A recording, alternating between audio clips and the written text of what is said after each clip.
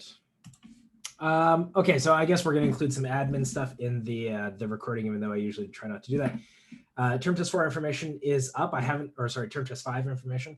I haven't officially announced it just because I try and keep the announcements to a minimum so you guys don't get spammed and just instantly delete everything that I sent you. But if you guys want to go and check that out, a couple of people have been asking, whether some of the probability stuff would be covered. The answer is yes. We haven't tested yet expected value and conditional probability, so that stuff will show up. In terms of this week's material, the function stuff, not so much, but the limit stuff, yes. So there is some stuff that I want to get through today, just to make sure that you guys are kind of comfortable for when we do it next week. And I think that's it for admin. I don't think there's anything too crazy there. So let's get started. Nice and quick here. Is this the one I want to do? Yes. All right. So let's start off. Not too bad.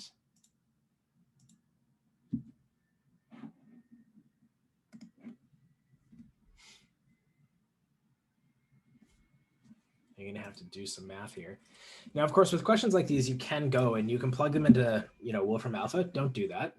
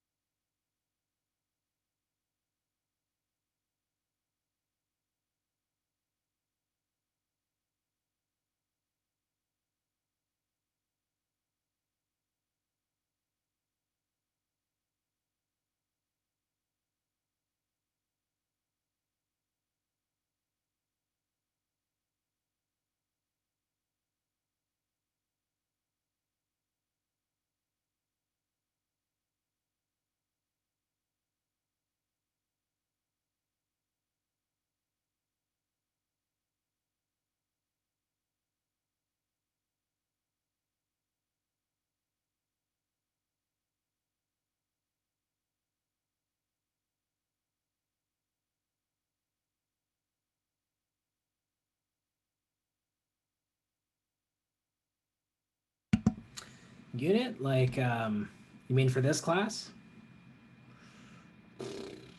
Let me think. Well, I mean, I definitely have, favorite fields of mathematics, like, for example, my research field. But, I think, yeah, I mean, like proofs are, when we talk about proofs, that's what the rest of us as mathematicians actually talk about as math, right? Like, computational stuff is not, as far as we're concerned, mathematics. So like everything that we do is proofs.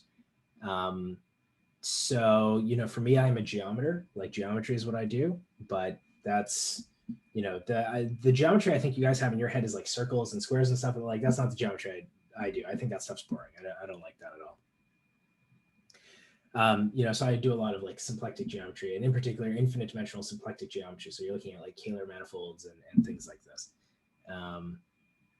Yeah, I did change my room, or I just moved into a different room rather.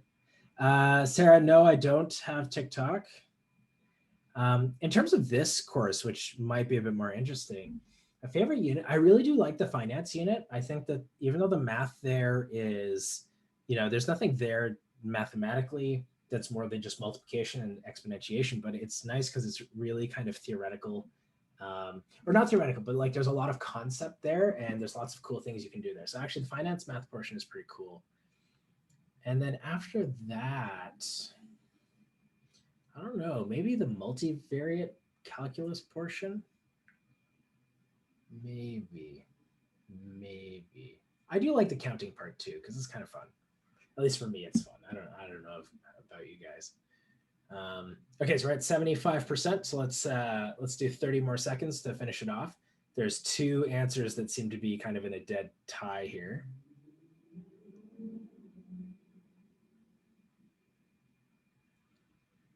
Yu Yang, are you saying that you like linear algebra? Like that was a portion that you really liked? Yeah, I mean, like linear algebra, I enjoy linear algebras as well. Like I find it to be a fairly intuitive thing, and I think matrices are easier than functions, for example. There's also a real good argument to be made that linear algebra is actually a really useful field of mathematics, really, in fact, more useful than calculus. And I'm certain I've said this before, but like I think the main first year calculus course that we teach, or first year math course that we teach, should be linear algebra and not calculus. But for some reason, calculus is the thing that kind of jumped up, right? But yeah, I thought I always think the financial math section is kind of fun, and then it's kind of like the first section too. So we start off with that. I think that's kind of interesting. Get the ball kind of rolling there. Yeah, yeah. Oops, no. Why do I keep hitting relaunch? Okay, so we're going to share the results. A and C are coming in here. Not too many people think that the answer is A or C, but a couple people do. We're leaning a little bit towards B and then otherwise towards D. So I think that this might be a good breakout rooms thing. And then hopefully, oh man, I always have to, right. Okay, and hopefully you'll come back. So I'm not going to give you too long for this because I think it's mostly computational. So we'll go pretty quickly because again, there is some stuff I want to do. So get in there, show everyone why your answer is correct, and I'll bring you back in like 2 minutes.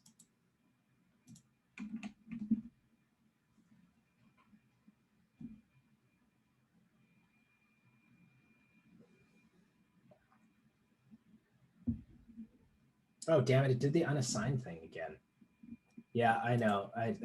This new version of Zoom is driving me nuts. Yeah, assign automatically. What's the issue here? There we go. Why do I always have to do it twice? I have no idea. I have to do it twice every time. Yeah, I think this is the one massive breakout room with 105 people. I think this is that room. But there, okay, I think I fixed it. 2 minutes starting now.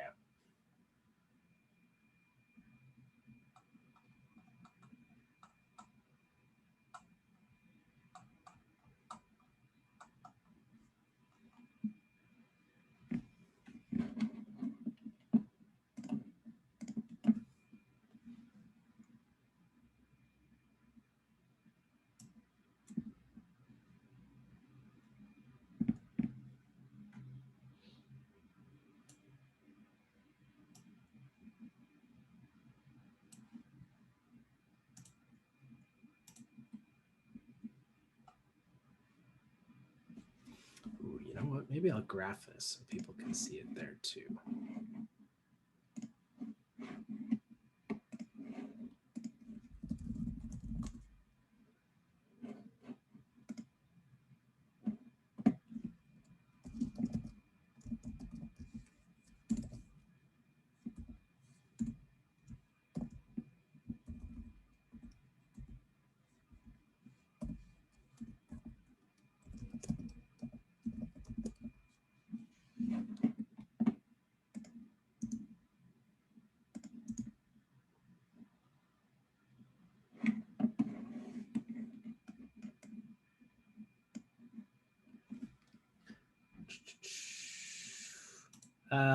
This is Nair. This is in the information, the term test information. So you can check that out. It's up there.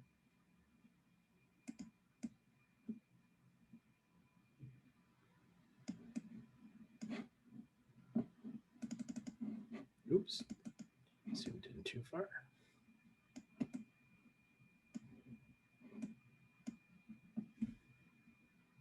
No, it has. Go check out Quarkus. You'll see it.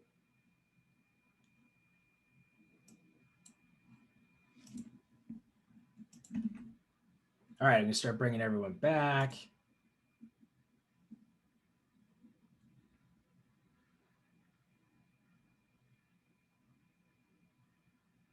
All right, great. So as people are funneling in, I'm just watching the the correct answer just skyrocket with the right vote. So that makes me happy.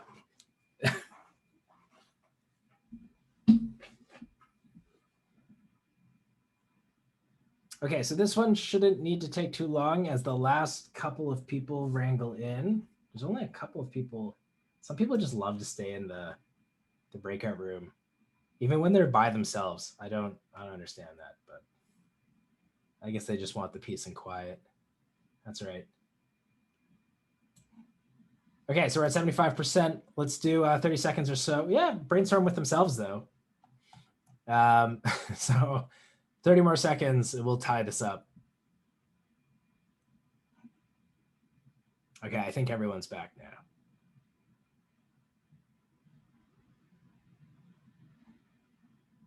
All right, get your votes in, 10 seconds.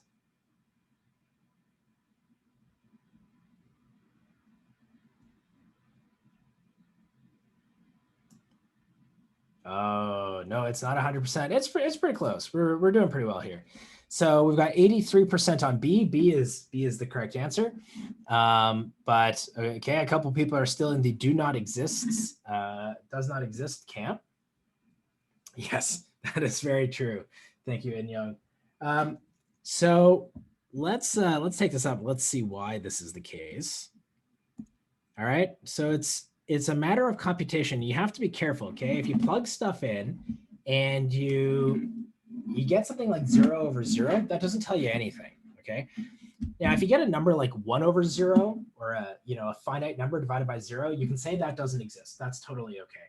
But if you get 0/0, you don't know anything, right? That could be infinity, it could be 0, it could be any finite number in between. It could be like negative infinity even. So you want to be really careful with that. So what we're going to do is, so if you plug, hopefully you all noticed, if you plug 3 into this, you get 0 divided by 0, right? And what that tells you is you've got a polynomial divided by a polynomial. And you know that if a polynomial has a root, like a root, say 3, then you can factor a term of x minus 3 out of it. So let's try that. So we're going to take the limit as x approaches 3 of x squared plus x minus 12. And x squared minus 5x plus 6, like so, okay? So I'm going to try and factor both the numerator and denominator, if possible, into their linear factors. So I'm going to get the limit as x approaches 3. So, okay, somebody double check me. So this should be x plus 4 times x minus 3 divided by x minus 2 times x minus 3, right? And we see, are we going to do polynomial division? I don't think there'll be too many times where it comes up, but theoretically, yes. Yeah, it could happen. But that's technically review, right? So you should know how to do it, but I don't think it's going to come up too much. So I don't want you to worry about it too much. We'll kind of cross that bridge when we get to it, but you should know how to factor, right? You should know how to factor. Now we see that x minus 3 term come up in both the numerator and the denominator, and we knew that was going to happen because when we plugged 3 into each of the polynomials, we just got 0. And so we're just going to cancel these two things out. And I think I mentioned in the video why we're allowed to do that. Normally, you can't just cancel those out. But when we take a limit, we're assuming that x is not equal to 3. It's close to 3, but it's not equal. So you can just cancel those out. And so everything that you get left over is x plus 4 divided by x minus 2. And now you can just plug x equals 3 into here and you get a number out, right? So we would get, if we plug 3 in, we would get 7 divided by 1. And so our answer is 7. Okay, and that was option B. So B is the correct answer. Now, before we kind of move on, I want to make a quick point here. What a lot of students do is they get a little bit lazy and they don't like writing the limit as x approaches 3. And so they just start kind of omitting it and then kind of, they'll put it at the beginning and then they'll put it at the end and skip it in between. Don't do that, okay? Because otherwise, the answer here is a number. If you exclude the limit, then you have a function. Those two things aren't equal, right? Functions aren't equal to numbers. So I just want to emphasize that's a bad place to lose a mark because you drop the limit. Don't drop the limit, okay? If you want, be like, okay, I'm going to work on the function and factor it and do some cancellations as necessary and then evaluate the limit, or keep your limit, that lim x goes to 3 with you as you go, okay? It's a bad place to lose marks, so just be careful about that. So are there any questions? Is that okay? See how to do that?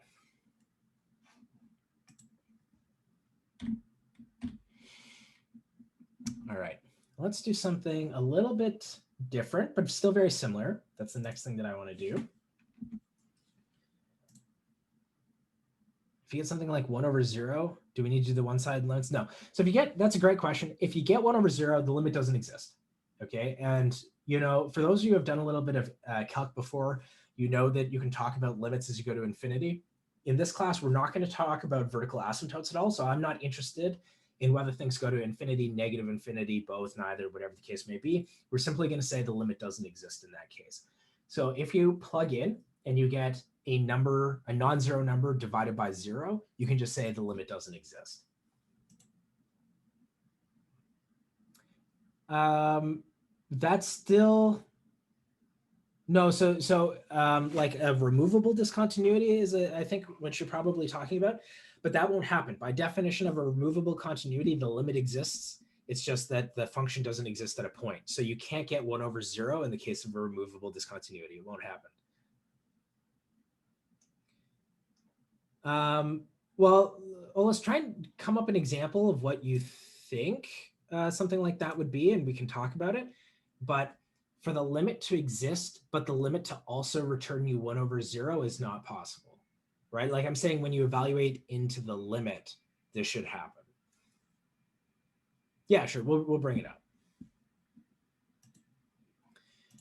Okay, so here's the question I want you to do. Let's take a look at that.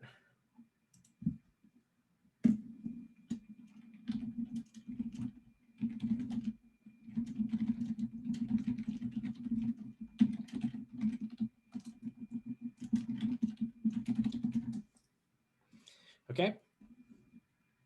And so there's actually a couple of ways that you can do this one. I'll go through both of them when we actually do it. But I want you to give this one a shot and see what you come up with.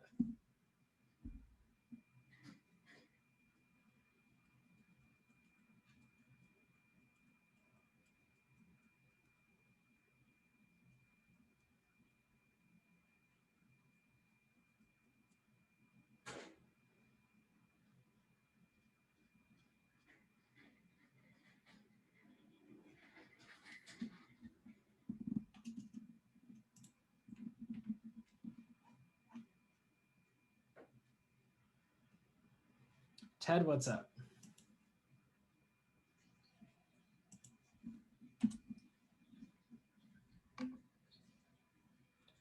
Do you solve the same way if this is one? Yes. Yeah. I mean, it kind of depends, Sarah, on what exactly the nature of the one-sided limit is. If you look at the video that I have for the one-sided limit, you'll see there's something that we do with it, which is like the absolute value of x divided by x. And in that case, there isn't any factoring going on. It's like, it's really the fact that you're dealing with a one-sided limit that, you know, the function kind of changes depending on what side you're on. So it's difficult to kind of say, to give like an overall, oh, this is how these things work. But if you like, let's say this was a one-sided limit, right? Like, let's say this was the limit as x goes to 1 from the right, you would treat it exactly the same way. You would do it exactly the same way. But, you know, sometimes you'll have like a piecewise function, right? And if you have a piecewise function and maybe the limit, we're asking for the limit right at where it changes, you've got to kind of treat that differently. A one-sided limit with no factoring, yeah, sure. So you could do something like, what if I told you here, I'll just put this in the chat because I don't want to kind of throw off what I have up here. Let's say I gave you a function and it was something like,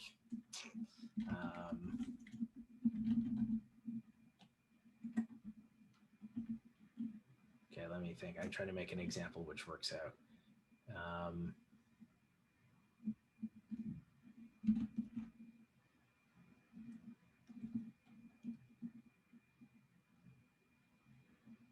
So shows 0 and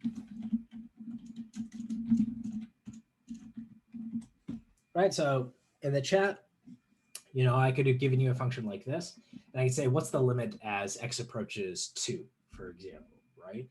And in that case, you can see 2 is the special point. 2 is the special point where you have different behavior to the right than you have from the left.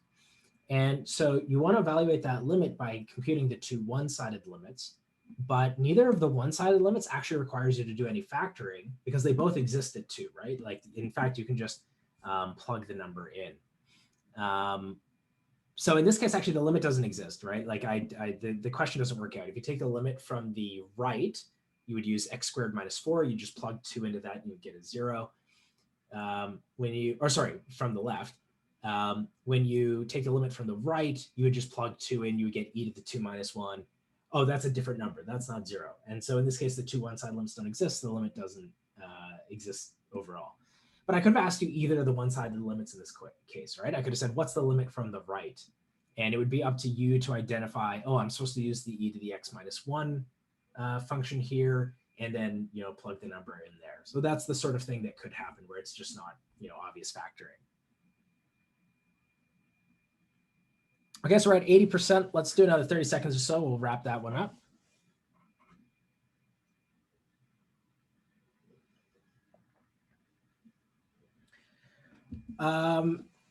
So for the first part, you just plug in whatever's smaller than 2, right? It depends what you mean. So like, yeah, if I'm saying the limit as x approaches 2 from the left, then you would look at where x is smaller than 2. That if that's what you're saying, then yeah, that's correct.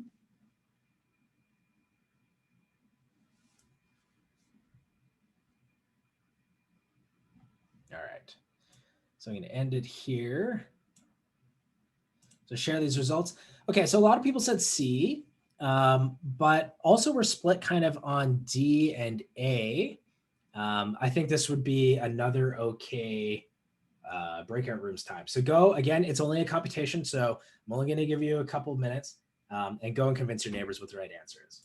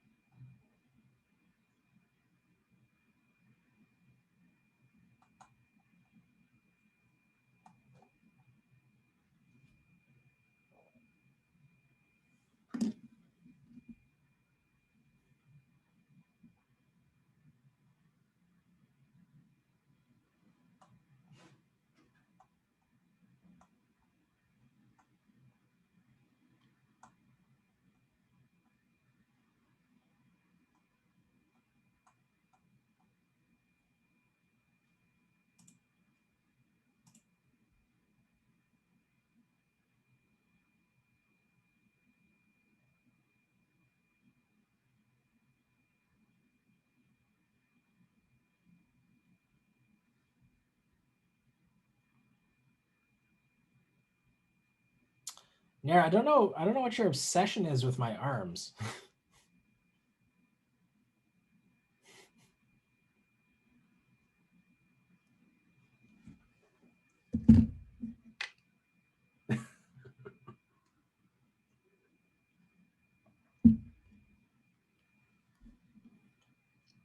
Yeah, I don't think I did anything crazy there. Actually, I definitely normally, if we were in person, I tend to wear sweaters all the winter term, or at least most of the winter term until it starts to warm up a bit. But just not going outside at all. So I'm like, I'm gonna wear my t-shirts all year. Yeah.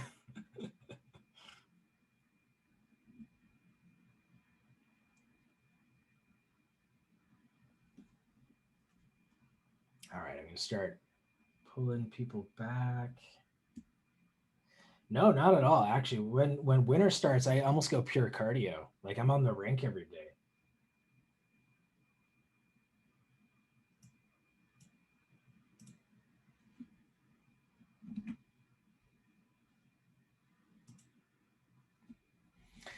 No, I mean, it's not a matter of having time. I think, you know, oh, who knows? I don't know. I haven't done any serious weights in a long time. For me at this age, it's more about, like I said, for me, I think it's more important to do cardio, right?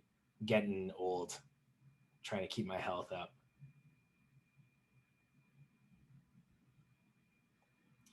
Yeah, sure. I'm a little older than that, but yeah. No, no. I kind of think it is middle aged. Yeah.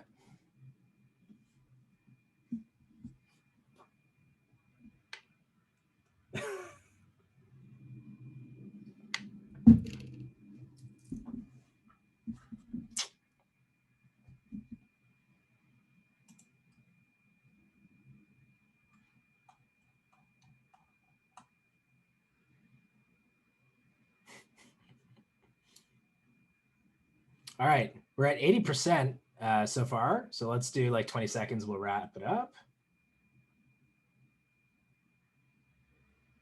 Well, Guadalupe, you're saying like middle age is getting later? Yeah, I don't know. I think that's the Asian in me, you know, that I one day I'm just going to be old all of a sudden.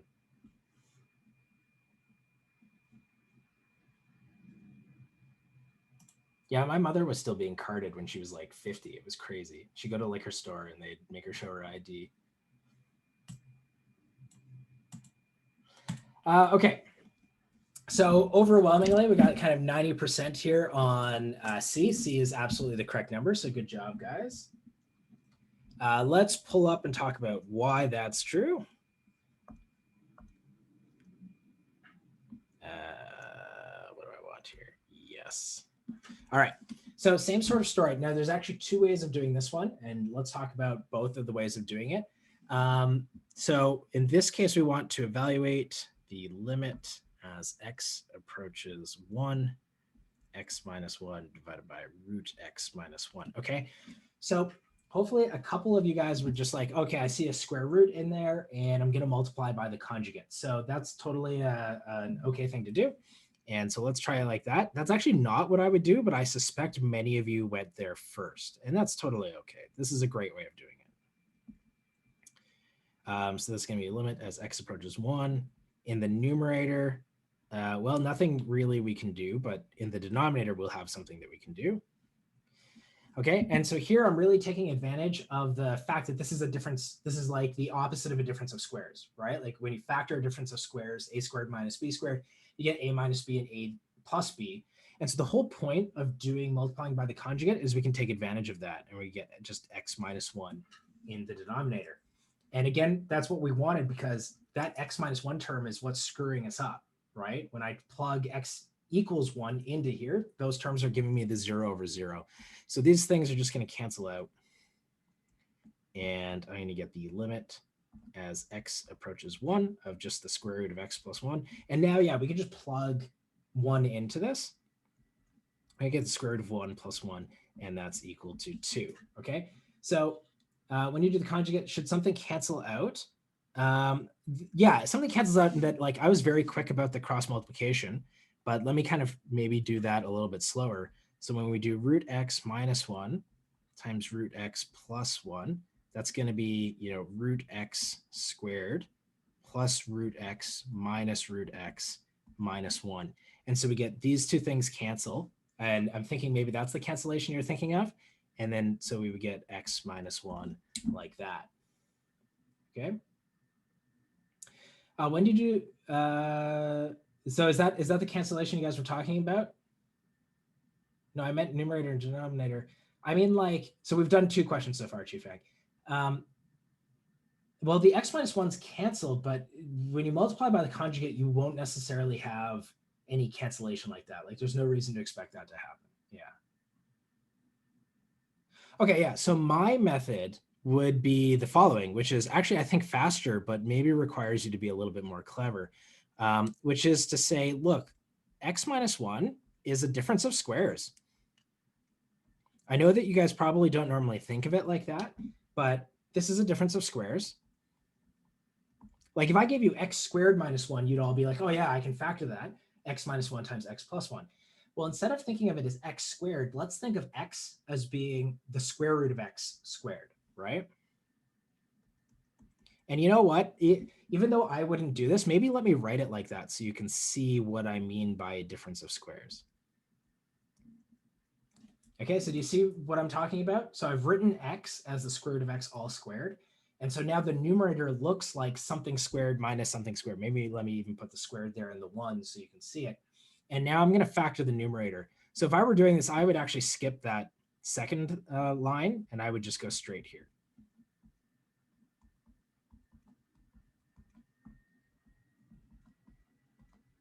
Right? And then these guys cancel, and you get the same answer. Right? You just get this limit as x goes to 1, root x plus 1 equals 2. Right? I don't even think it's that smart. It's just like I've done this enough times to recognize that, and yeah, Mohammed, that's phenomenal. It's just like if you do it enough times, you start to see that happen, right? You start to see that going on. So a couple of you, if you guys haven't done it yet, exercise 5, so chapter 5, exercise 1, part F has something that's kind of similar where you're going to want to do a kind of a clever factorization where instead of thinking of the variable, you want to think of, you know, x as the cubed root of x cubed or something like that, right? And that's sort of a clever way of addressing that problem. It's not necessary, but it's a clever way of doing it. So that's something you can keep in mind. But if that bugs you, I don't want you to worry about it, right? That's something that you can use to help you out. Okay, so everyone good on that one? Does that make sense? The 1 plus, is there something specific to the 1 plus 1 equals 2, right? Because root 1, yeah, so you have the square root of 1, which is 1, right? And then you're going to add 1 to that, so you get 2. Do you mean like up here, or do you mean like down here? Oh, the part after the 1 plus 1. Sorry, I meant the first arrow you drew. This like part? the part after that. Yeah, that part. Okay, sure. So yeah, somebody had just talked about, this is me doing this jump, right? So I have here the product of the conjugates, right? The square root of x minus 1 times the square root of x plus 1. And I just wrote down that it was x minus 1 because I know how to multiply those two things. That is just me going through that in a little bit more detail for anyone who didn't see how I went from here to here, like immediately. Okay. Awesome. All right. Now here's yes, this is the problem. This is what I want to do.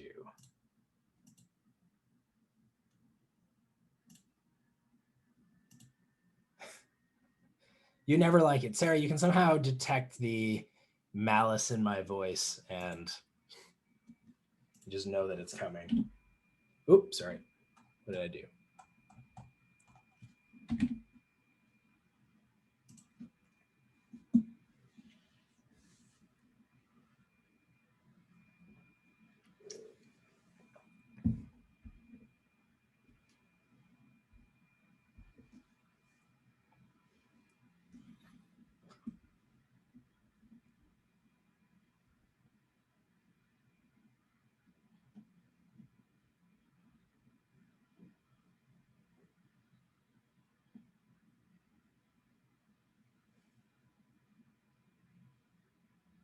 Yeah, it's not a pretty graph, right? It's definitely pretty ugly.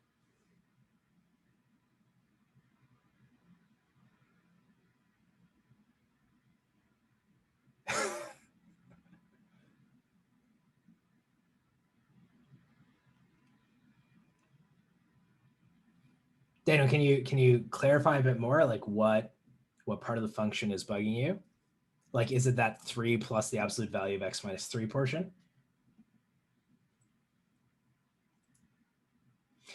Right. So what I want you to do is like let's choose a number. Let's choose a number close to 3 to plug in. Like let's choose 3.5. So if you plug in 3.5, I just want you to actually evaluate the number. So Saif, let's do the same thing. So let's plug x equals 3.5 into 3 plus the absolute value of x minus 3. Like, don't worry about the f. Don't worry about the function at all. Just plug 3.5 into that. So if you plug 3.5 into the thing inside the f, yeah, you get 3.5, right? Do you guys agree? So you get the absolute value of 3.5 minus 3, so that's just 0.5. And then you add 3 to that. Right? Make sense? And so then you would be saying, whoa, okay, so it's the value of f of 3.5. And then let's try a different one. Like, let's try plugging in, 3.1 or something like that. Or try, and here's the important part, try a number maybe a little bit less. What happens if you plug in 2.9? Here's the important part. What do you get if you plug in 2.9?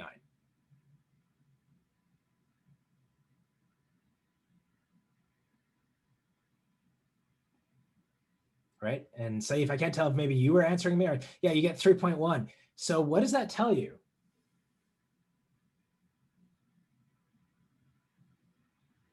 But Sarah, you have to be a little bit careful here. So the graph is definitely how you're going to figure out what the answer is at the end of the day. But there's something tricky going on here. Yeah, exactly, Anna. Exactly.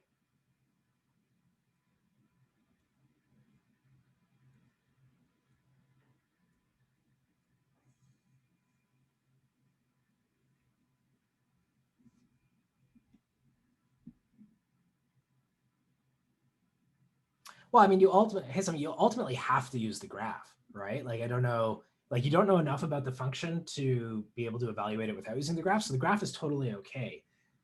But what I'm saying here is that there's actually something extra going on here that I don't think you can just look at the graph and see it. You have to think about it a little bit more. And if we get burned on this one, that's okay, because you know what? I'll be honest with you guys. I've given this to some higher level students and they've gotten this question wrong. But the moment I tell them how they're supposed to do this question, they can do all of them. So it's not uncommon for people to be wrong on the first try. It's if you learn the mistake and then learn how to adapt and be able to handle it later. Now, we might have a couple of times where we're wrong, because we're going to do a couple examples like this, and that's okay. But I'm saying I can give fourth year students this question and they'll get it wrong the first time as well.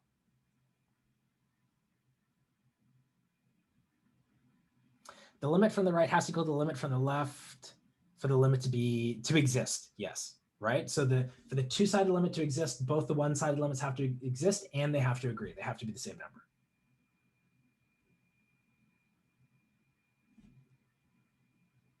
Okay, so I'm going to wrap this up in about 20 seconds here. So get your votes in. Again, even if it's just a guess, let's just get the noise into the system so that we can see it. But there isn't a lot of, like, there's no computation to do here, really, right? It's just kind of thinking about things and trying to figure out what's going on. Okay, so I'm going to end this. And that's about, again, as evenly distributed as we could be. We've got a little bit leaning towards C, and then B and D a bit, but not so much A.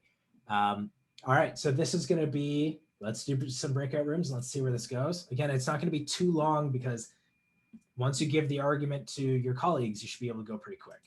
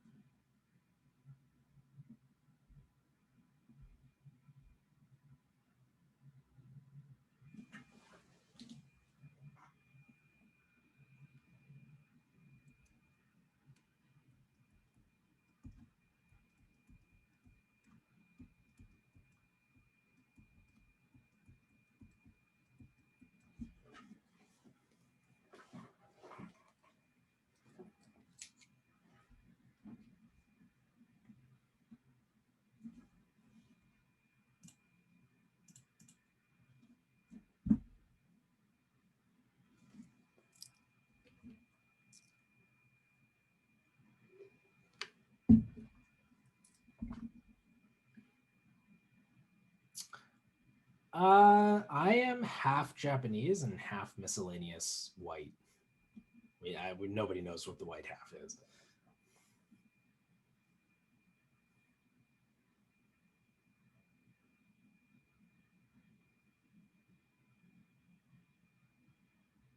But that being said, I don't worry about it too much. Like at the end of the day, I'm Canadian, right? Like, that's what I am. Even on the Japanese side, we've been here like 5 generations. So, I'm just Canadian through and through.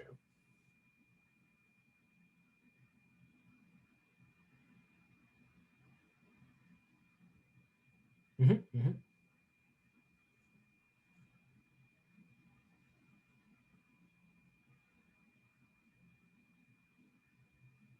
Yeah, okay. Pop quiz. I love it because people always ask me whether people always ask me whether it's my mom or dad who's Japanese. And I say, anyone who knows me, I say, you know what the answer is. Yeah. So, but why? Okay. That was just a guess. 50-50. Okay. I see. I see.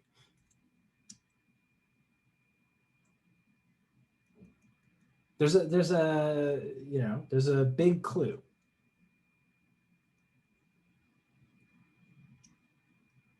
Yeah. What's my last name? Right.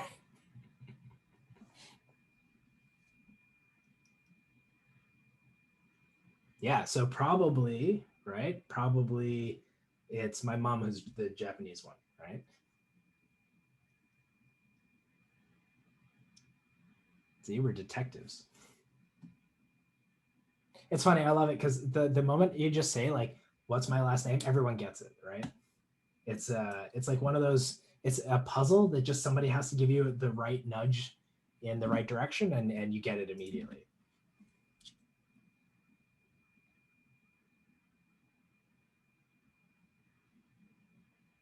All right, we're bringing the people back. And good, I'm seeing the right answer explode here.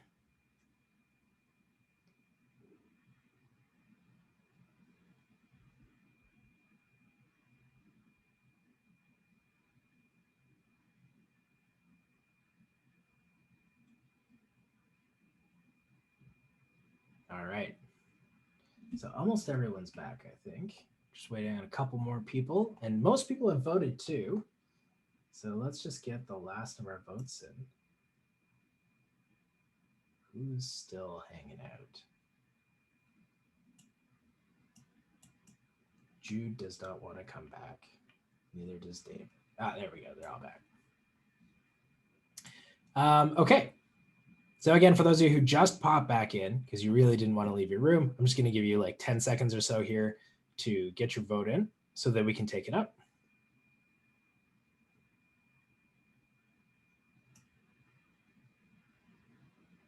All right. All right. So definitely a couple people are still on the D side. That's okay. C is the correct answer. Okay. So the answer is 3. Now we're going to go over this, and the principle and what I'm about to show you is super important because it's going to completely influence the next couple of questions. Okay. So we really want to make sure that we're understanding this explanation and what's going on. So let me throw it over to my other computer. It is a 2-sided limit. And yet the answer is still 3. Okay.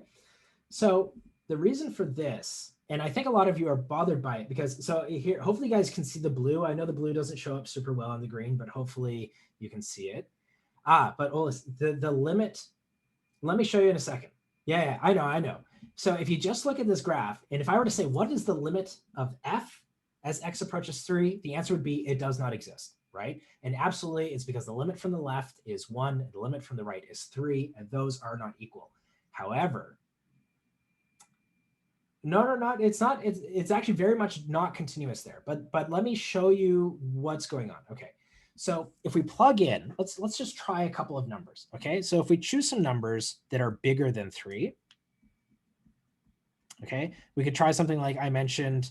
If we try plugging in x equals 3.5, then f of 3 plus 3.5 minus 3, that's f of 3.5, right? And that's like what? That's like this number right here on the graph, right? Exactly. They all get super close. And same thing, right? If I do x equals 3.1, I'm going to get f of 3.1, and that's like over here. So the important thing, though, is let's look at what happens to the limit from the left. Let's look at what happens when x is less than 3. Okay, so let's plug in something like x equals 2.9. So if I do this, I get f of 3 plus the absolute value of 2.9 minus 3, right? That's f of 3 plus the absolute value of negative 0.1, which is f of 3.1. That's also on the right-hand side of the function, right? So what that absolute value is actually doing is guaranteeing that as we take the limit, we're always actually the numbers that we're plugging into this function are always bigger than 3, right?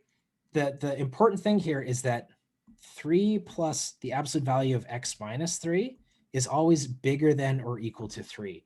So even though it's a two-sided limit, the numbers that I'm plugging into the function are always bigger than 3. And so this two-sided limit just reduces to the one-sided limit as x approaches 3 from the right. Hey, Prof, just a quick question. I did it that way and I got 3 as well. Great. But I was just confused, right? You know how we said it just kind of like limits to, okay, that limits to one-sided limit.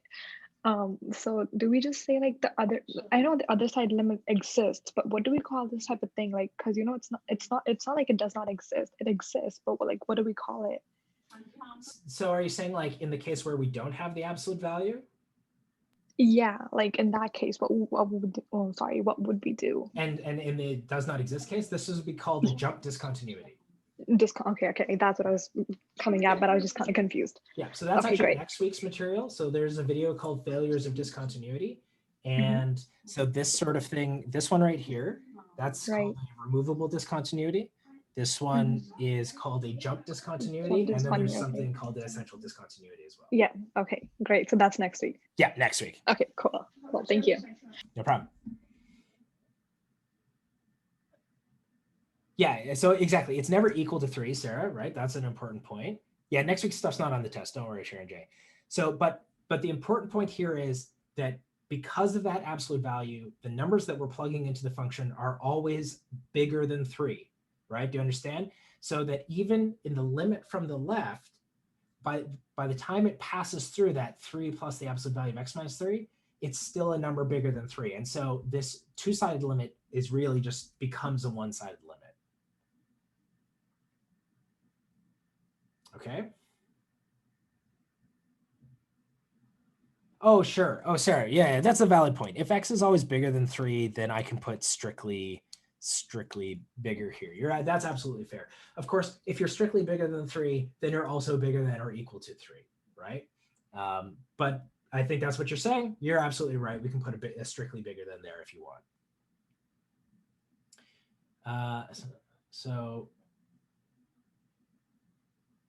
No, okay. So Hazel, the limit as you approach 3 from the left. Okay, let's look at this function. What if I asked you, what is the limit as x approaches 3 from the left of 3 plus the absolute value of x minus 3? So that's equal to 0, right? Because we can just plug 3 in. But importantly, it's equal to, if you want to think about it like this is not mathematically a good way of saying it, but it's equal to like 0 from the right, in the sense that this number is always greater than 0, right? It's always greater than or equal to 0. So as I'm approaching 0, but I'm approaching 0 from above, right? The numbers that I get when I plug in are always bigger than 3.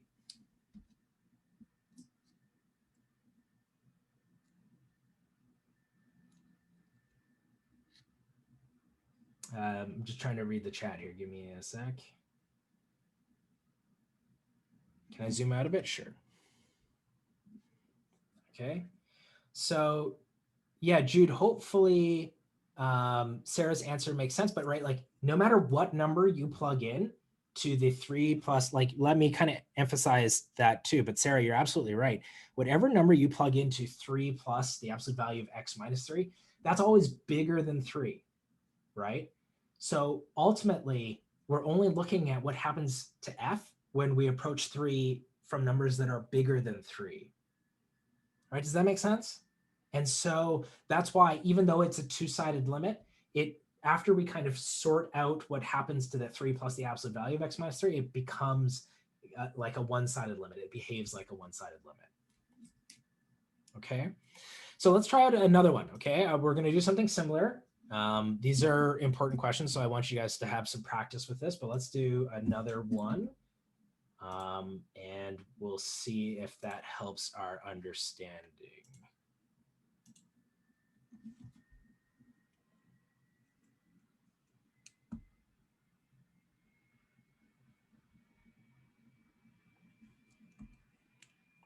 Just going to clear the board. Okay, perfect.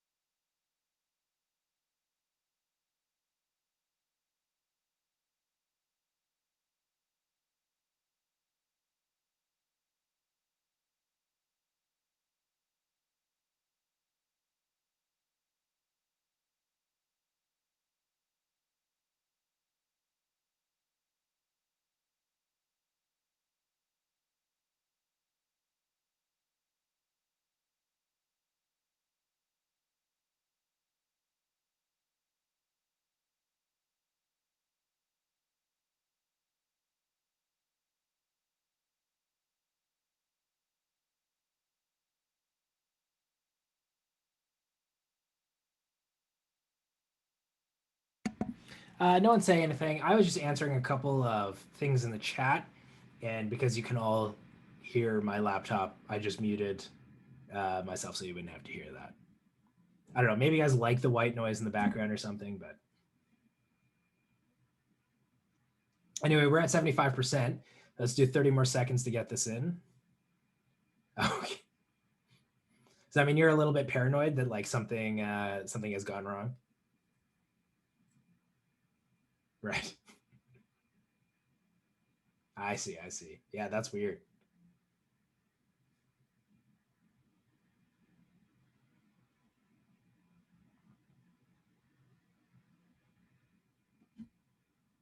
Okay, so let's, I'm going to wrap this one up. Percussive, no, Jordan, I didn't. So yeah, percussive maintenance, right, Olus? That's what hitting it really hard is. Jordan, I didn't realize you were here. I just got here. Oh, I see. Yeah, had a lecture thingy that I was going to switch, but she's letting us one time do a free time switch without the office of the registrar, which is amazing. I see. You don't need to be here for this, though. I mean, technically, those things were going to start next week. I know. I got bored. Okay, sure. Okay, so I'm going to end this. And in case, Jordan, you want it. There, now you're a co-host. What happened? Where'd my polling go? What the F? It's like I made Jordan a co-host, and all of a sudden my thing exploded. Like all the polls disappeared. Okay, anyway, so it's about 25% each. And we have no idea what the right answer is basically, yes, that's right, Jordan. You are the reason we can't have nice things. Yeah, I should have just sworn. Anyway, okay. So let's do some breakout rooms to see if we can sort this out. The answer is very similar to what we did last time, so try and keep that in mind. But basically, yeah, we were 25%. Everyone had a different idea. So let's try that out and see where we go. And we've got some unassigned people. So let me put you guys in some rooms.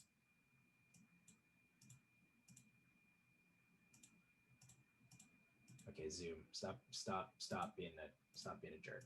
What's going on here?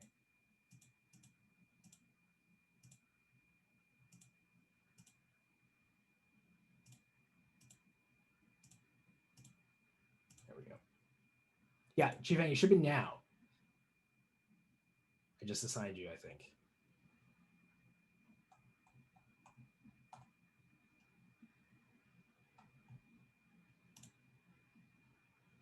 Oh, there it is. Yeah, whatever.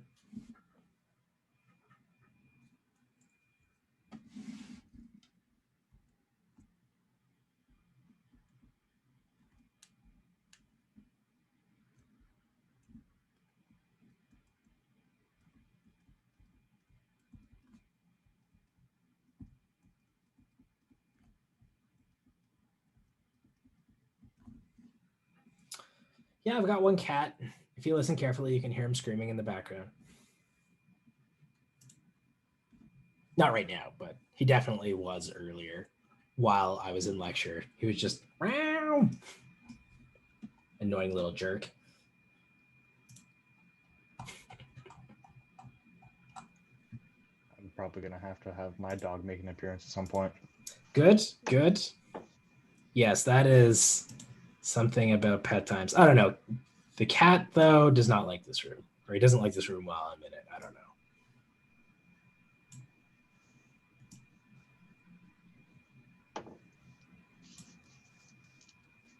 Okay, actually, I'm going to be right back. I'm just going to kill...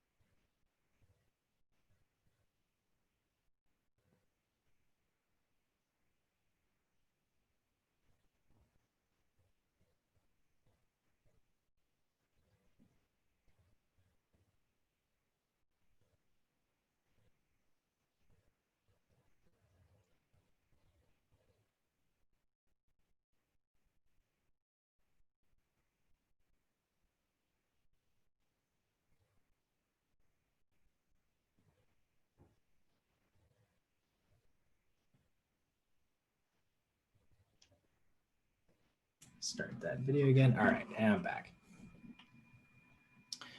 All right, I'm going to start calling people back.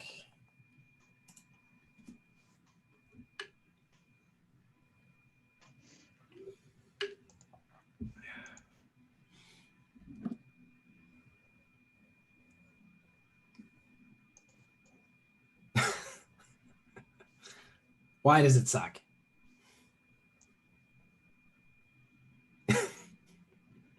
I don't know, man. No, like there are functions that are so much worse, and I just haven't shown you. So here's a fun thing, and I'll tell you more about it later. And Sarah, I'm glad you at least enjoy them.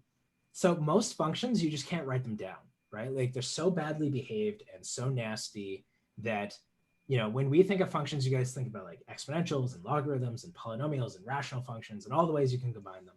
And even, if you're feeling brave, trig and stuff like that.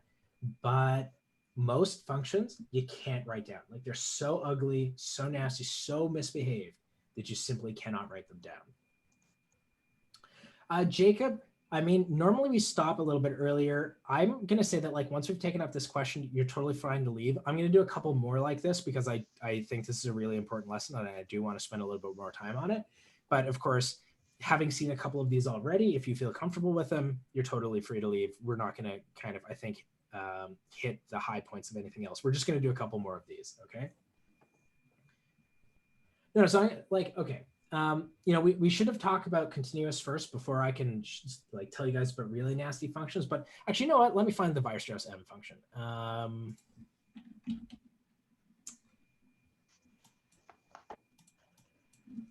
Jordan, did I ever tell you about the Weierstrass M? No, but it sounds contagious. Yeah, it's not. Is the Weierstrass function that I want? Is that what it's called? Yes, it is.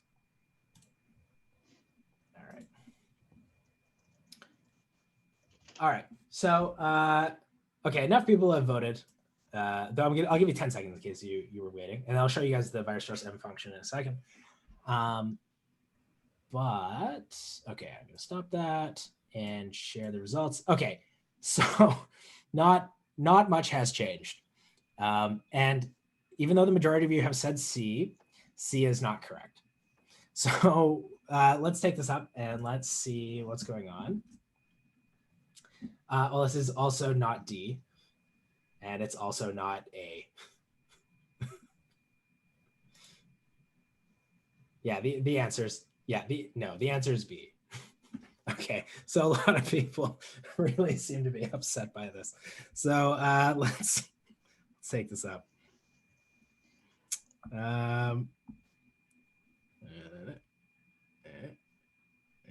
Like that. Okay. So, well, yeah, so I'm going to show you. Okay, so the question is, let's find the limit of f of x as x approaches 0. And just like the previous question, what we want to do is we want to look at what's going on with this inner f, right? Like, what's this thing doing? What's this doing? Okay, so as x approaches 0, let's not worry about f of x, this double composition. As f approaches 0, or as x approaches 0, what does f of x do?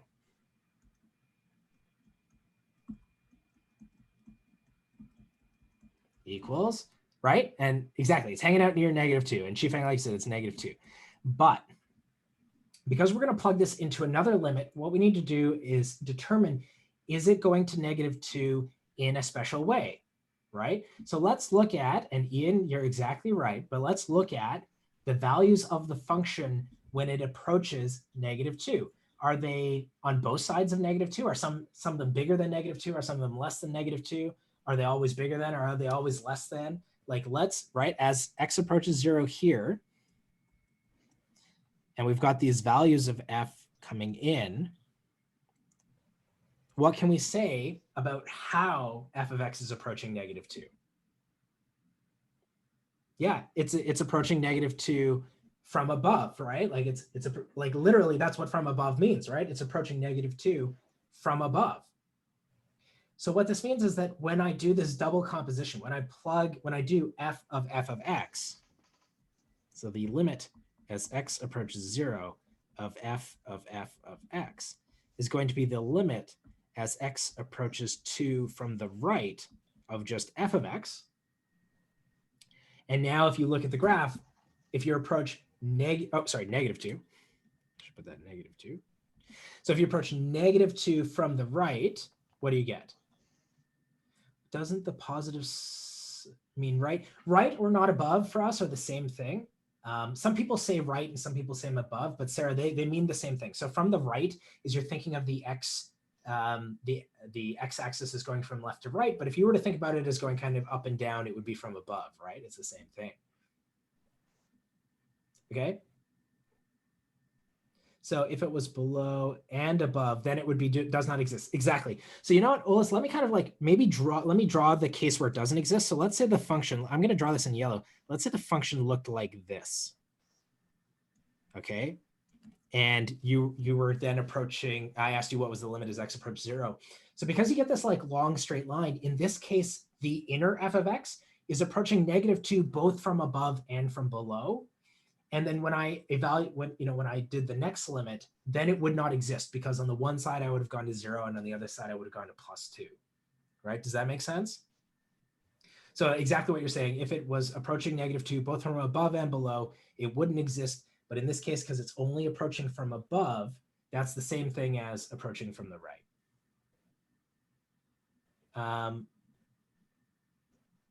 The answer part, Sarah.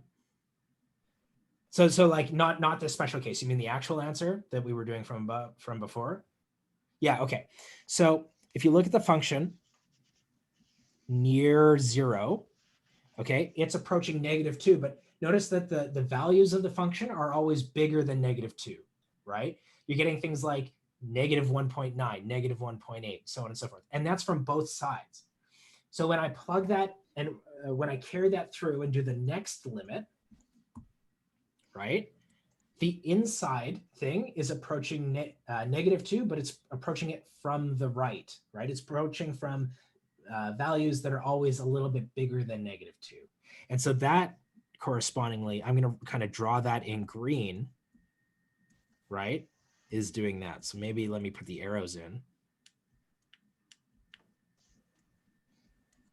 So because I'm approaching now -2, but from the right, I actually get that green arrow, and that's just approaching 0. Oh, Hasten, that's a phenomenal question. When is it equal to 1? I will show you one in a second.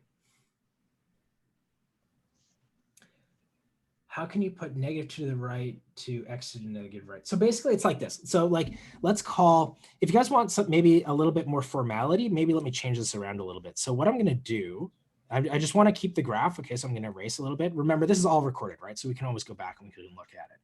What I'm going to do is why don't we call this inner f of x, okay, I'm going to call this y. All right, let's just give it a different name. All right. So what I'm asking here, I'm going to do this in red so that we remember we're working on the inner function here. The limit as x approaches 0 of y is equal to the limit as x approaches 0 f of x. And that, again, is equal to -2, but from the right. So basically what I'm going to do now is I want to rewrite my original limit at the top of the screen. I want to rewrite it in terms of y, right? So that I don't have f of x anymore. So when I write this as the limit as x approaches 0, f of x is the limit. Well, I don't know what y is doing, but of f of y. Okay, so now we said, well, as x is approaching 0, y is approaching -2, right? But it's more precise than that. Y is approaching -2 from above, right? Or from the right, because the values nearby are all bigger than -2, right? So that means that here I'm actually going to put x approaches -2 from the right. And then once you're at that point, you can just look at the graph, right, and get the answer. And Ian, exactly, by the way, like, way to go to answer that question. Yeah. So if both sides come close to -2, can the answer be 1? And so Anna, actually the answer to your question is Ian's comment immediately after. Okay, so if it's a horizontal line there, that means that in the limit, you're actually getting let's just do the next question. You'll see what I'm saying.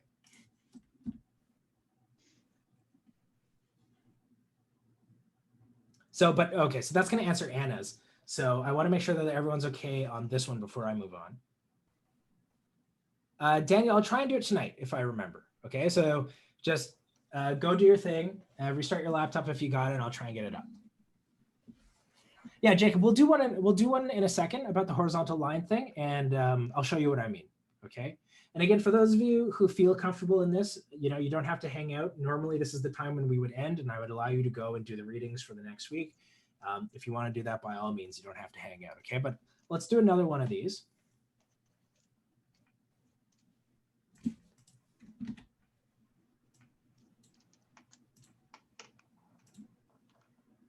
Okay, so same graph, right? Exactly the same graph. And this time I'm going to ask, what is the limit? We're kind of past that point now where we lecture would normally have ended. So I won't do breakout rooms anymore. So we'll just focus on addressing these, but I'm still going to give you guys a chance to vote, right? Let's see what you got.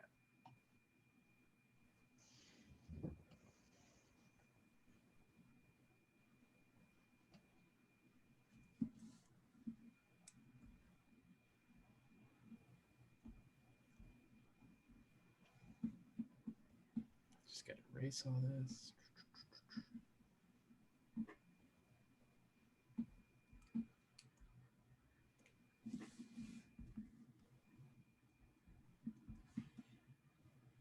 X approaches 2 f of x.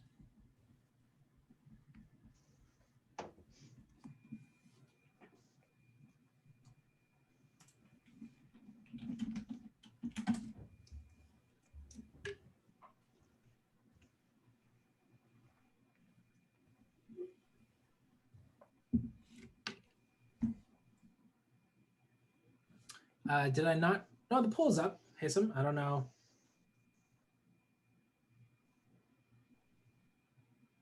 Yeah, see, some people, I think, depending on your level of type of Zoom, hopefully you have the polls button in the bottom and you can pull it up.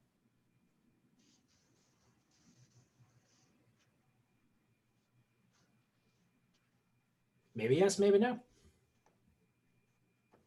3 is definitely one of the multiple choice answers, Ted.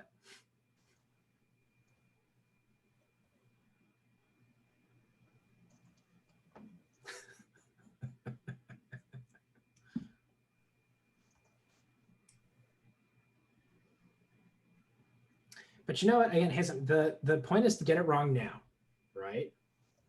And so if you get this on a test, then you'll have gotten all your wrong things out of the way, and then you can get them all right on the test.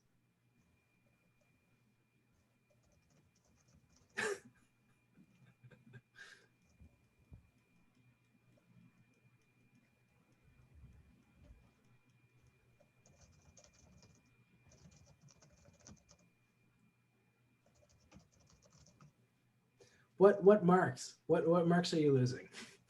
There's no marks right now.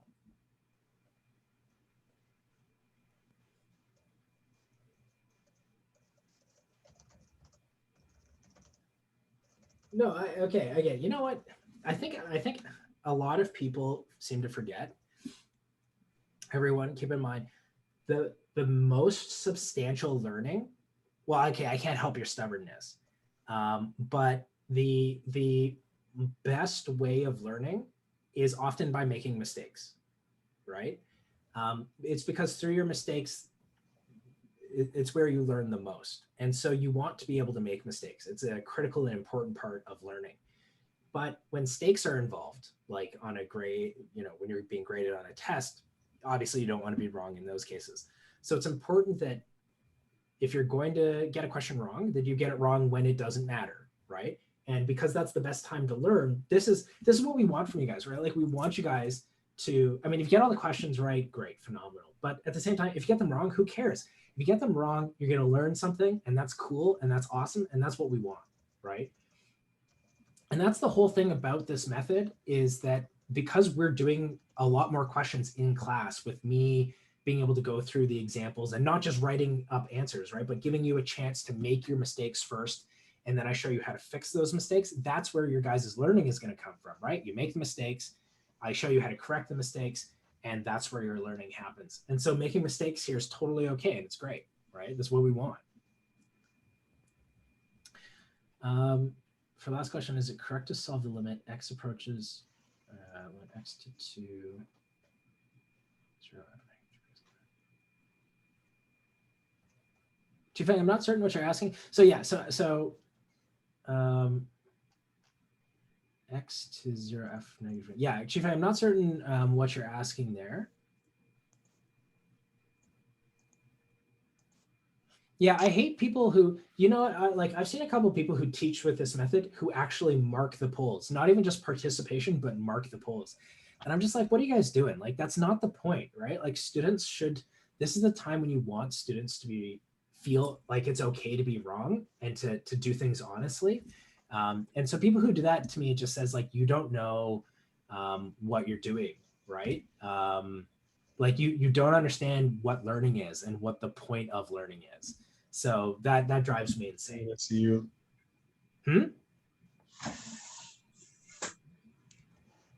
That's also how I feel when I see you.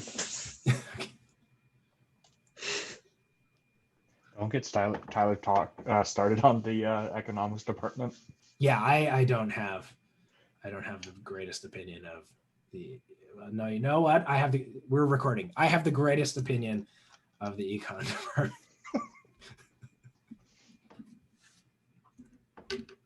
Okay, so I'm going to give you guys another 20 seconds or so to get your answers in.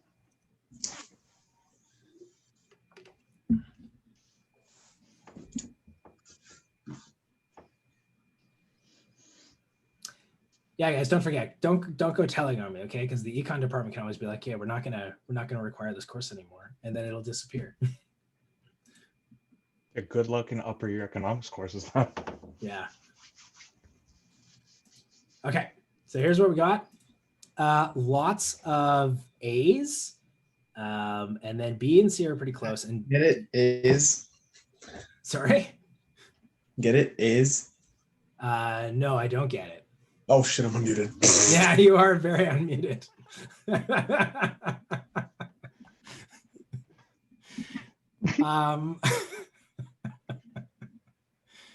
Yeah, you always have to be careful what you're saying, right? You never know when you've accidentally unmuted yourself. Okay. So this is why you use toggle if you're not like the lecturer or the TA. Yeah, that's right. That's right. And I mean, there's been a couple of those like famous videos too of, you know, like people doing interviews and their interviewers like crapping on them because they think they're muted. Just like, I think this is the general philosophy of just don't be a dick, right? But still, if you're going to be a jerk, like make sure you're muted. But anyway, Ishneet, I know you weren't being a jerk there, so I think it's okay. Okay. So the answer here is 3. So the correct answer is C. So let's try and figure out why.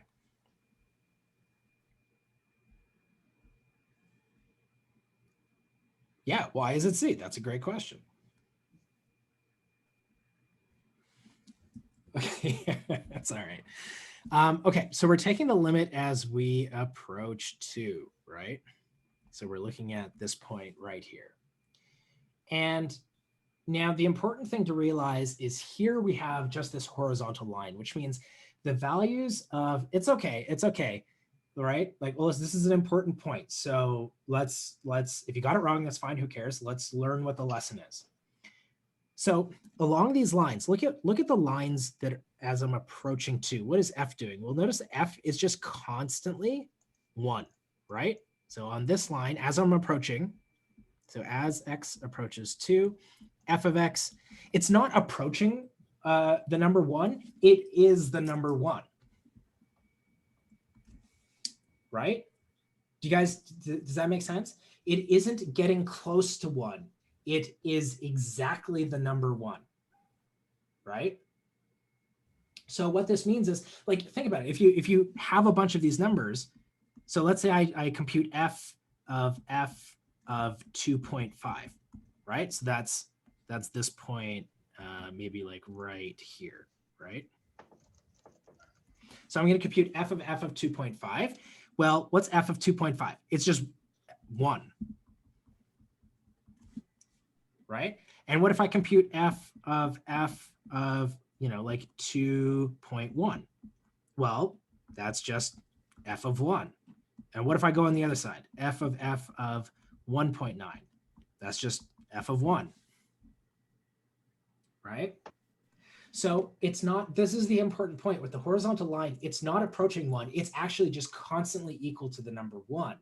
And so when we actually end up just doing the limit as x approaches 2 of f of, oh man, I'm writing weird because I've got my leg up, but anyway, f of x, then this thing, it's not, like I said, it's not approaching the number 1, it is the number 1.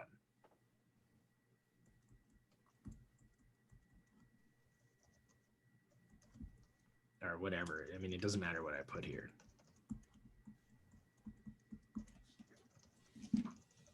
Okay.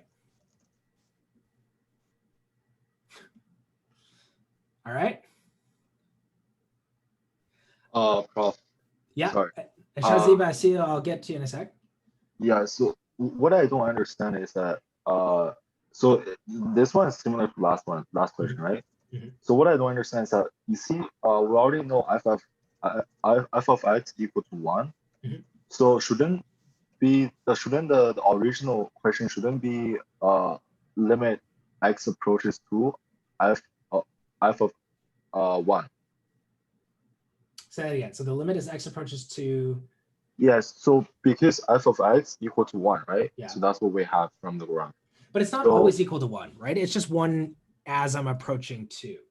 Yeah, but so for the original question, shouldn't become limit x approaches to 2 Sure. f of 1. Yeah, if you want. The point is, it doesn't matter what the limit is because you're taking the limit of something which is just constantly f of 1. Oh. Right? So what I'm saying is down here, it doesn't matter. Once you plug in f of x is equal to 1, the limit Yeah. is resolved, right? Like you don't care. You can even skip that step. You can just say it's f of 1. Oh. Right? And then f of 1 is this point right here, right? That's the actual value. So you get Yes. Yeah. Oh, let's see. So- Prof. Yeah, right. So this goes back. A couple of you guys were asking on the last question, how could we have made it be equal to that point? And the answer Yeah. was a horizontal line. And this is me showing you, we actually thought about that. And here's how you make that happen, right? Here's the horizontal line. Okay, thanks. Yeah. So Shazay, let's look at, so the question you asked was, how do I get f of 2.5 is equal to 1? So let's just look at the graph here. Okay. And I'm going to use red to be 2.5, right? So that's like 2.5 there. And what is the value of f of 2.5? Well, I'm just going to look at the blue line, right? So f of 2.5 is just equal to 1. And so when I plug that into f of 2.5, I just get f of 1 out, right?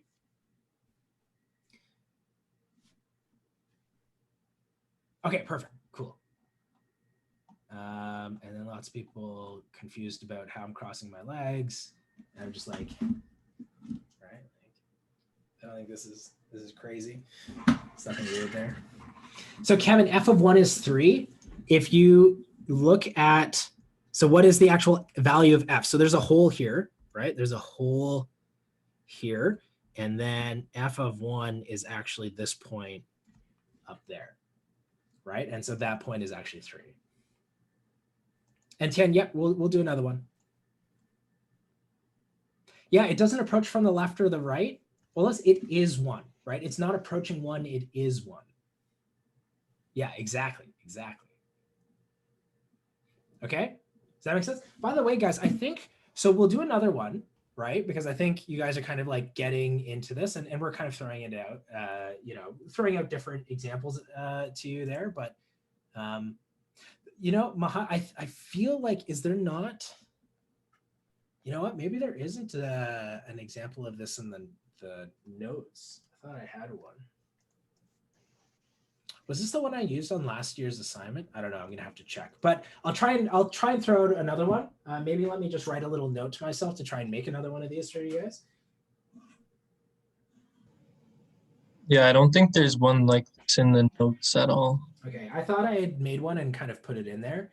Oh, Because okay. we made this an assignment question for them last year, but I must have forgotten to put it in. So just maybe let me You take post the slides though anyways, right? Yeah, so you guys like will have the- access to this one, but some people might want a different function if they want to Oh, okay. play around with it. True. So make another limits example. These actually take a fair amount of time to make because you have to like make the numbers work out perfectly. But I'm certain we could set something up there. And then let me just make sure.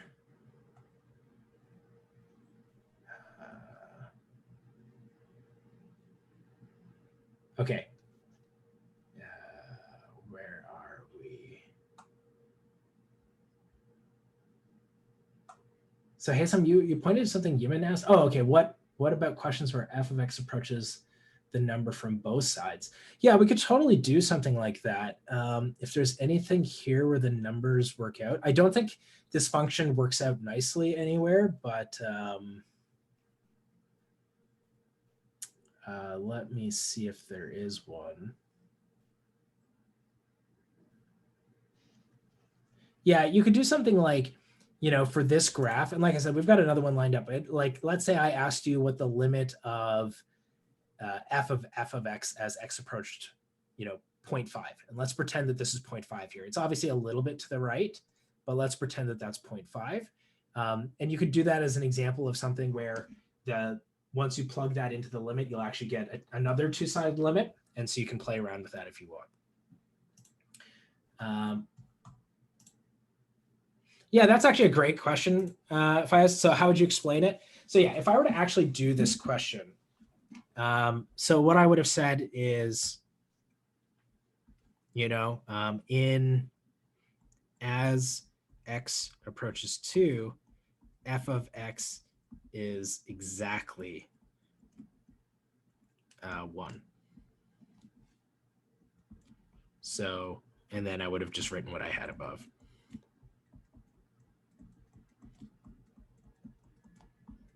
Right? In the previous one, I would have said in the limit. So for the previous question, in the limit as x approaches 0, f of x approaches 2 from the right. So the limit as x approaches 0, f of x is the limit as x approaches 2 from the right. F of x is equal to whatever it was, 0. All right, so you can see it's easy to give a 1 or 2 line explanation where you just say, listen, here's what the inside thing is doing, and therefore I can compute the limit that way. So I think that's probably how you'd want to do that. But yeah, that's a great question, Fayez. Like, how would you actually do that?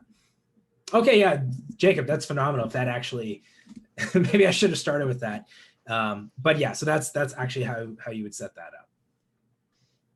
Okay, so let's maybe do another one because it sounds like you guys want to do it. This is, I think, actually the hardest, this one that I'm about to give you. Maybe I'm wrong. I would love it if you guys all got it, right? Olis, what are you asking with the explanations?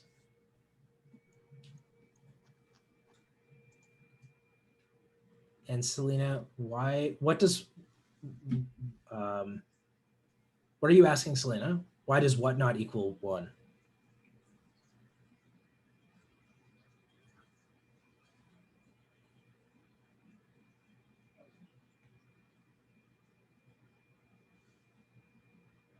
Oh, I see. Okay. Once the solution is present, it's all about understanding them, being able to convey them in a straightforward manner. Yeah, absolutely. Yeah. F of -2 is 1.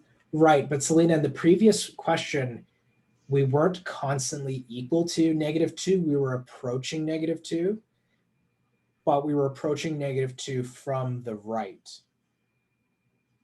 Right, that was the important bit. So the previous question, right, we were approaching -2, but when we approached -2, we were always above -2, right? We weren't equal to -2. So that means that when we plug that into the limit, we approached -2 from the right. So we kind of like took this path up, and that's why we got 0 instead of the actual value at -2. Yeah, so hopefully that makes sense.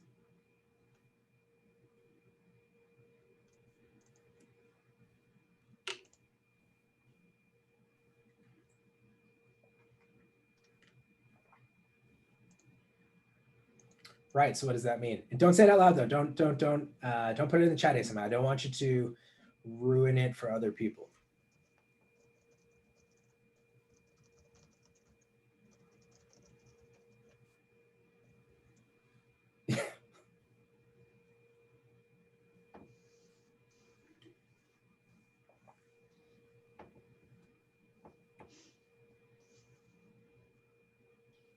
So Jay, can you elaborate? So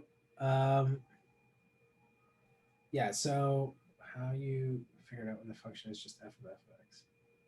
Yeah, you figure out what the inside f of x is doing and use that to change the limit into something that basically you don't want to work with f of x, right? Like I don't even want to think about graphing f of x. So what we want to do is reduce the limit so it's just f of x. But in order to be able to do that, we need to figure out what the inner f of x is doing, like what is it limiting to? And is it limiting to a number in a special way? Like, is it approaching that number from the left, from the right? Is it just constantly that number? What is it doing?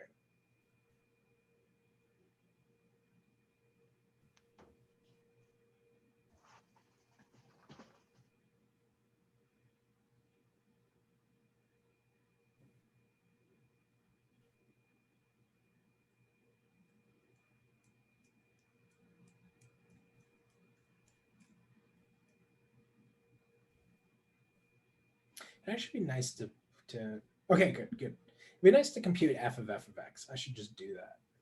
Just write a computer program to do it. Plug it in piecewise and then graph it with a computer.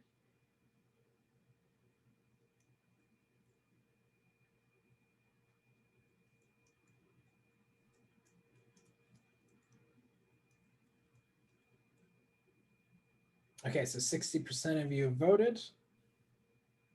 And I'm going to do 30 more seconds here.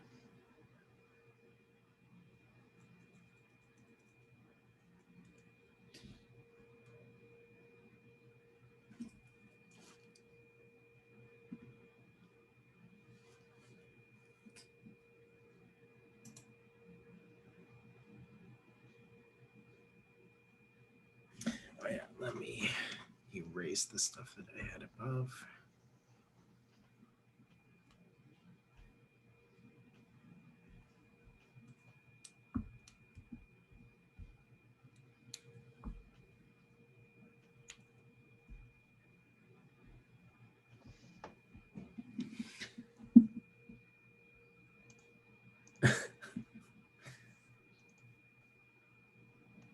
Okay, well, we'll see. We'll see.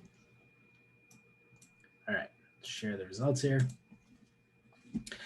Okay, so a lot of you said B, which would have been 1. The answer is D.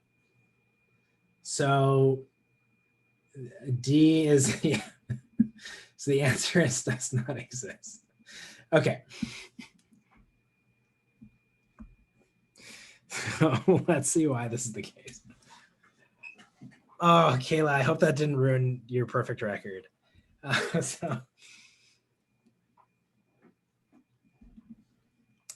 that's true. That is true, right? You guys are going to have to sort out how to do this without being able to do multiple choice. All right.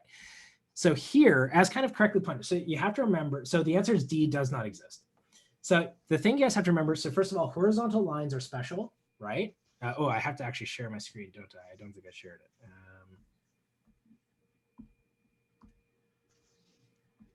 Okay, so let's do the limit from the right first. Okay, let's do the limit from the right. So let's compute the limit as x approaches 1 from the right, f of x. Okay, so this is exactly the same as when we approached 2, right? As I approach 1 from the right, I'm just exactly equal to 1, right? It's exactly the same argument and basically the same output value as we did in the previous question, right? So I would say as an explanation, as x approaches 1 from the right, the function f of x is exactly 1. So the limit, and I'm going to write this out because Jacob, I think you said that this kind of helped you, right? When I wrote that. So I'm going to do this. equals f of 1. And that's equal to 3, okay? So from that side, the math is identical to what we did in the previous question. It's just instead of limiting at 2, we're limiting at 1, okay? But it's exactly the same. All right, so that takes care of that. And now let's do the limit as x approaches 1 from the left, f of x. Okay, so that one's like here, like that. All right, so in this case, again, why is it 3? So remember, we're looking for the value of f of 1, and it might be a little bit hard to see, but f of 1 is up here, right? Because there's a hole in the function at 1. So you actually have to look at where that blue dot is, and that blue dot is actually at the point 3. Okay, so as we approach 1 from the left, so in this case, as x approaches 1 from the left, f of x is also approaching 1, but what direction is it approaching from? Right, it's approaching from left or below, right? Do you guys all agree? Right? So as I approach from the left, all of the numbers are a little bit less than 1, right? They're not bigger than 1, they're not less, they're not bigger than 1, they're not both, they're always less than 1. So then that tells me that the limit as x approaches 1 from the left, f of x is going to be the limit as x approaches 1 also from the left of just f of x, which is equal to 1, right? And these limits don't agree, right? I got 2 different limits. So on the right, I got 3. On the left, I got 1. And if your 2-sided limits don't agree, then your limit doesn't exist.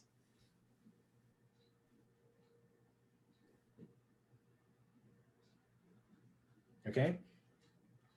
Now let's. Okay, wait. So is that because we have the hole? Yes, Jacob. That's precisely because there's a hole there. If that hole wasn't there, this limit would exist and it would be equal to 1. Okay. So the left limit again. Okay, let's do the left limit again. Okay. So I want you to look at the graph. Okay, and the graph. So as I'm approaching 1 from the left, that's this green arrow, right? That's that green arrow. So the limit, we're kind of looking here. So as x approaches 1 from the left, f of x is also approaching 1, right? This is the number 1 right here. So f of x is also approaching 1, but it's approaching 1 from below, right? It's approaching 1, but all the numbers are a little bit less than 1.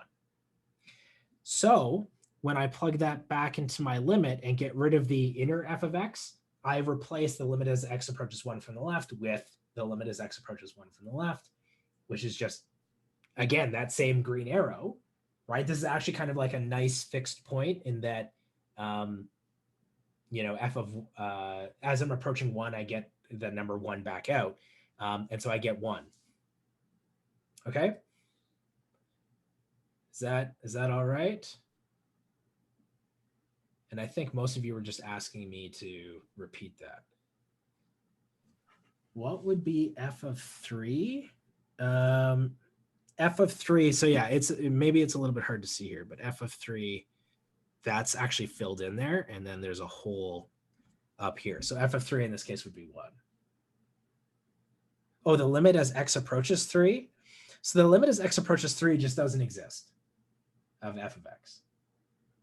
Yeah. How do you get 1 if there's a hole there? Because remember, the limit doesn't want to know what f of 1 is. It wants to know what f is approaching when you approach 1 from the left, right? It doesn't care about what actually happens at the point, just near the point. All right. And yeah, Jacob made a really great point, everyone, that if that hole at 1 was not there and it was actually filled in, then in this case, the limit would exist and the limit would be 1.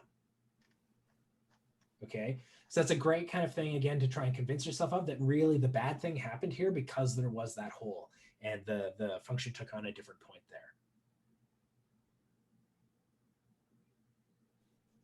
So we sub the value of x when there is no hole to, yes, but Alyssa, it kind of depends on the context there. So I'm not 100% what you're saying, but yeah, the computation is easier for sure if there are no holes, right? Because the function just does what you kind of expect it to do.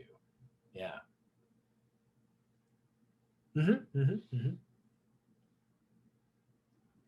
So yeah, you guys can, there are a couple of different things that happened here. And again, hopefully you kind of see what the characteristic behaviors are. So first of all, again, you kind of want to look at the inner function, whether it's an actual function like 3 plus the absolute value of x minus 3, or whether it's the abstract function f of x. And the key to this is to figure out what that inner function is doing. What is it limiting to? Is it limiting from only one side? Is it secretly a constant? These sorts of things, right?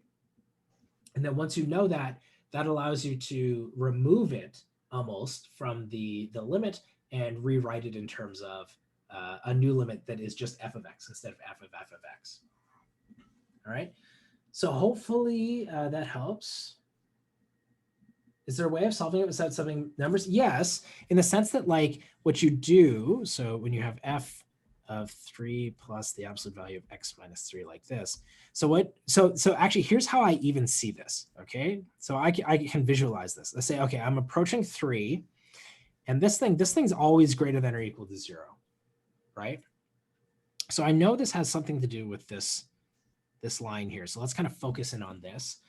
And okay, it doesn't matter what x is doing because as x is approaching 3, yeah, this thing is approaching 0, but it's approaching 0 from the right. So what that tells me is I'm actually coming in on this side here of the function, right? I'm just like sweeping in from the right.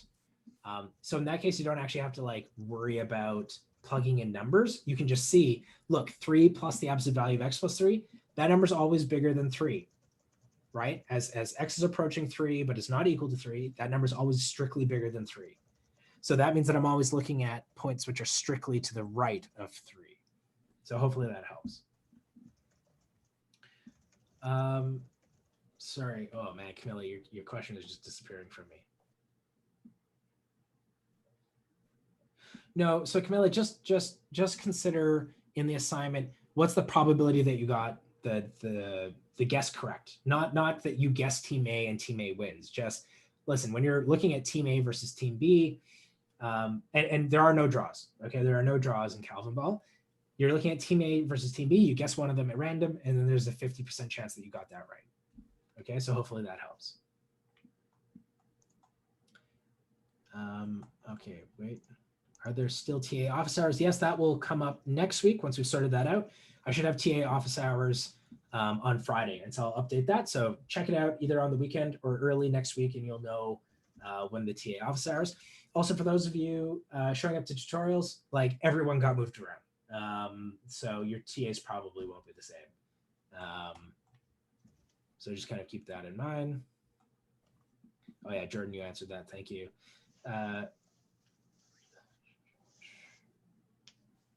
Yeah, I should have, we're just waiting for everyone to respond. There's a couple people who are being a little bit slow. Once everyone has responded, we'll post the hours.